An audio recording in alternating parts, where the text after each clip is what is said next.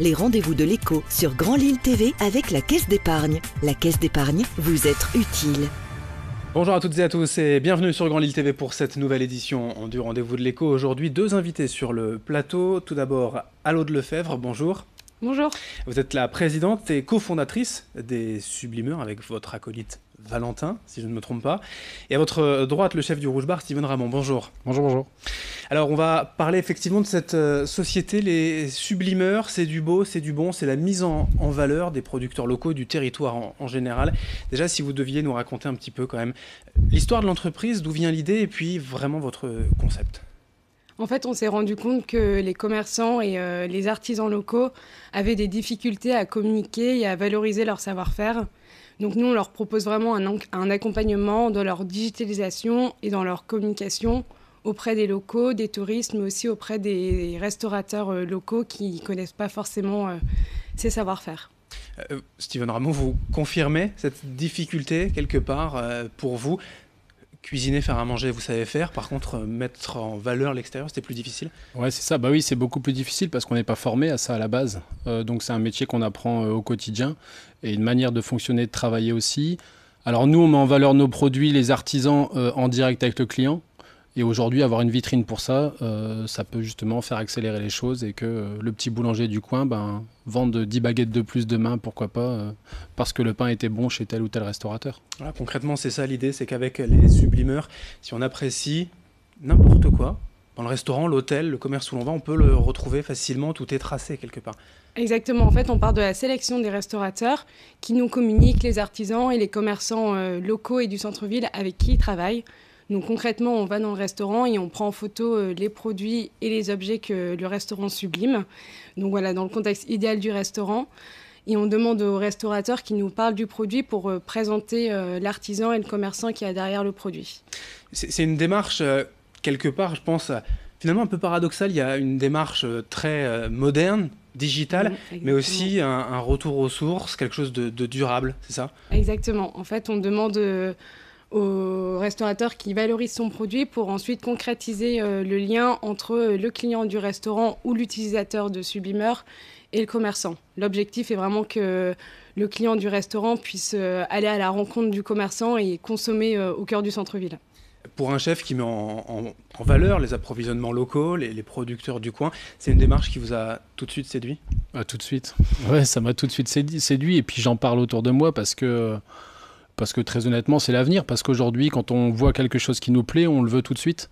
Et donc forcément, on n'a pas envie d'attendre 3 jours. On n'a pas envie de se dire, tiens, on est samedi soir, dimanche, tout est fermé, je vais devoir attendre lundi, mardi. Non, là, c'est samedi soir, je peux rentrer chez moi, aller sur le site, l'internet et commander justement via le biais de Sublimeurs.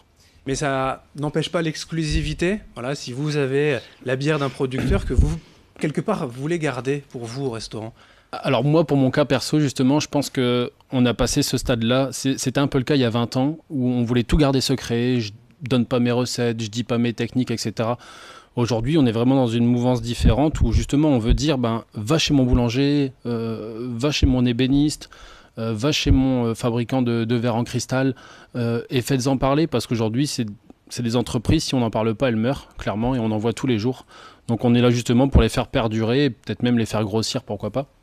C'est une vraie connexion de l'humain aussi, quelque part, de ces producteurs, de ces hommes, de ces femmes qui travaillent, que vous créez. Exactement. En fait, naturellement, on est en train de créer une communauté de professionnels, de restaurateurs, d'artisans et de commerçants locaux qui donc se recommandent, qui se conseillent, qui travaillent et qui travailleront aussi grâce à nous ensemble.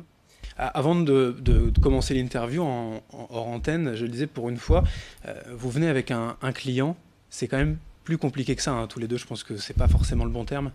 Ouais, exactement. En fait, ça s'est fait très naturellement. On s'est vu hier et sur un coup de tête, il m'a dit « Bon, viens, je t'accompagne » parce que voilà, c'est le média des restaurateurs, c'est eux qui parlent le mieux de leurs commerçants et des artisans et Steven est ambassadeur de cette démarche. Il faut tout digitaliser, en fait, c'est ça, le principe, c'est que vous allez dans le restaurant ou l'hôtel, on est d'accord, et vous scannez l'intégralité du lieu?